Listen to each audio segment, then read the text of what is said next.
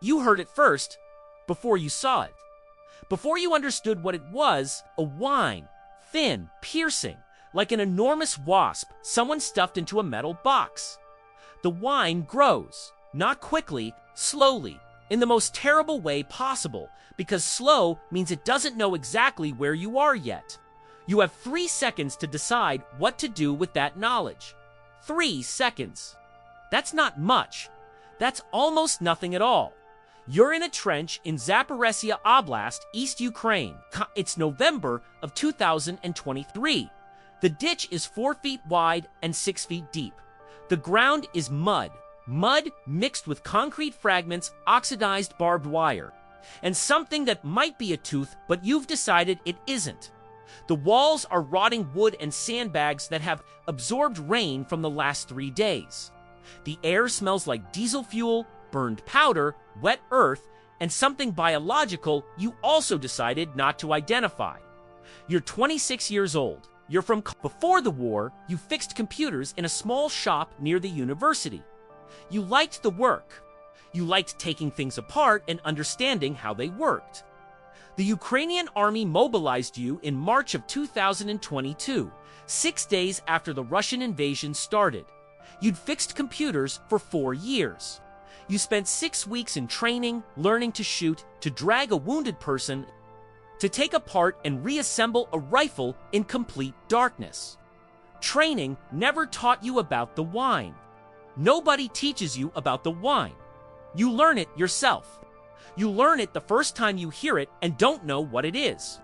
You learn it the second time when you see the crater 10 meters from where your friend Andriy was standing. You learn it the third time when you process that the whine has direction, velocity, intention. Then you learn to count. 3 seconds, 2.5, 2. The logic is simple and brutal. If the drone saw you and is coming your way, you have the time that sound takes to grow before impact. Nothing more, nothing less. The Russian FPV drone. FPV means first-person view. A pilot is sitting somewhere a few kilometers away from you, wearing virtual reality goggles. He sees what the drone sees. He sends the drone wherever he wants it to go. The drone is small, 12 inches of wingspan, 100 grams of explosive packed in front. It flies at 75-90 miles per hour. It's cheap, $400 per unit when manufactured at scale. The Russians manufacture at scale. In 2023, the Russians launched more than 2,000 FPV drones every single day across the Ukrainian front. 2,000 per day, that's almost 1.5 drones every minute, 24 hours a day. You know all of this. Fewer you know it from training, from conversations with other soldiers, from videos circulating in Telegram groups where soldiers share everything. You know what the drone can do? You know that 100 grams of explosive is enough to kill anyone within a 16-foot radius.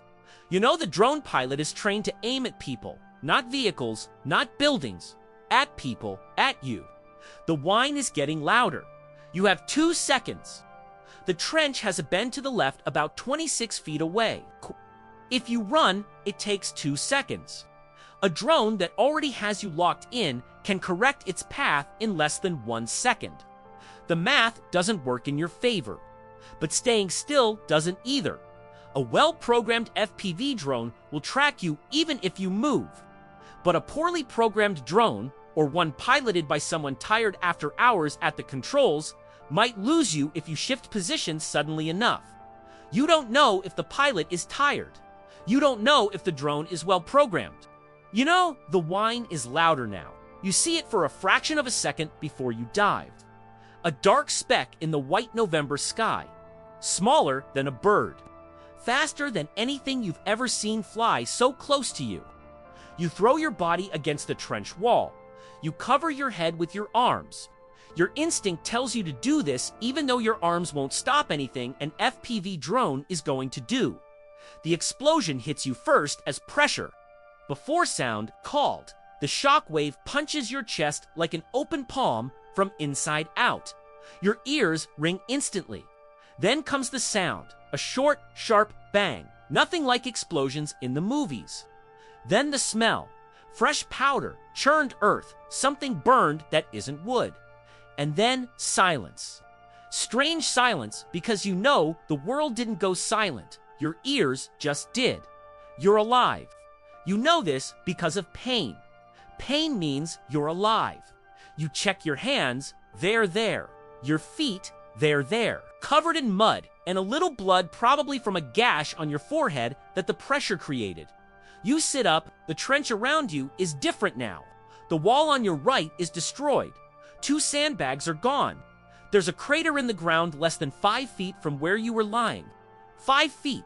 The distance between you being alive and not being alive is 5 feet of mud. You sit there for 30 seconds. Then you grab your rifle, then you do a radio check for communications. Continue the mission.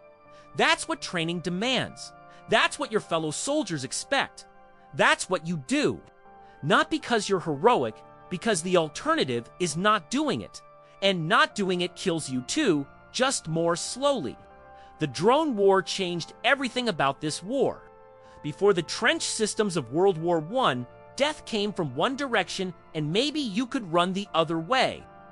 In World War I's trenches, death came from artillery and you stayed buried and prayed. Here, death comes from above, flies wherever it wants, sees you before you see it, and costs less than the rifle you're using to defend yourself.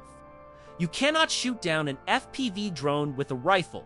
You can try, you will miss. The drone won't. You're thinking about this while you wipe mud from your eyes. You're thinking about Andriy, who's 590 feet away in another section of the trench. Cord. You're thinking about your mother in Kharkiv, who's probably sleeping right now and has no idea you just survived because of 5 feet of mud.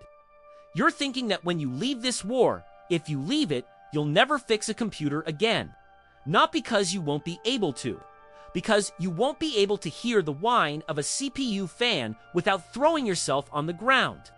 Some reflexes, once installed, don't uninstall. Put from both sides of the conflict. Soldiers report the same thing.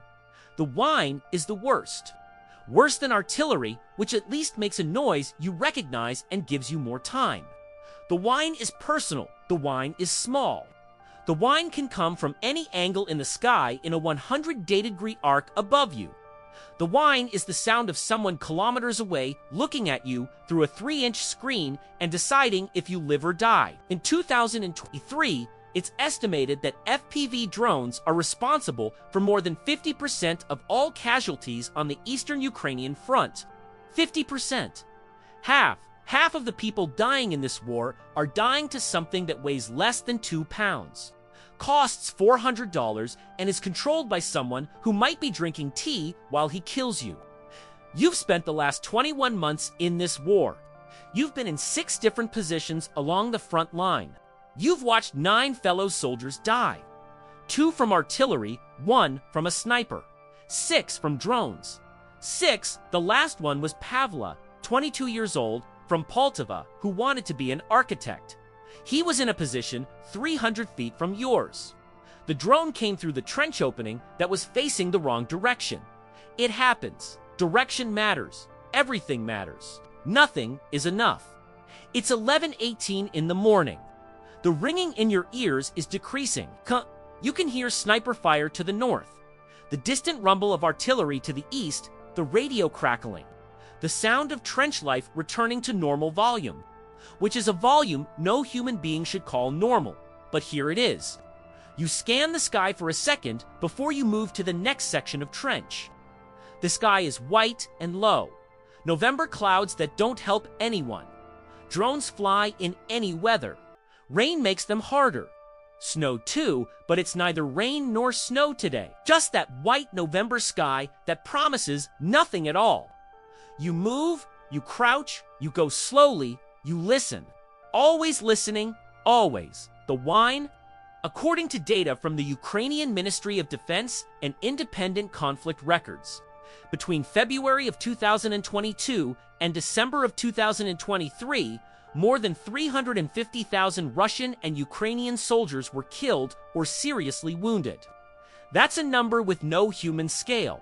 That's an impossible number to picture. So you just picture the whine. and the 5 feet of mud that stayed between you and the crater. You're 26 years old. Before the war, you fixed computers. You knew what to do when a machine stopped working. You took it apart. You saw what was wrong. You fixed it. You put it back together. You don't know how to fix this. You don't even know how to take it apart to see what's wrong. You only know the wine will come back tomorrow, or in an hour, or in 3 seconds. You listened. If this video puts you inside something that's still happening while you watch, subscribe. We tell the war the way it's lived, not the way it's broadcast. No false heroism, no politics, just the wine.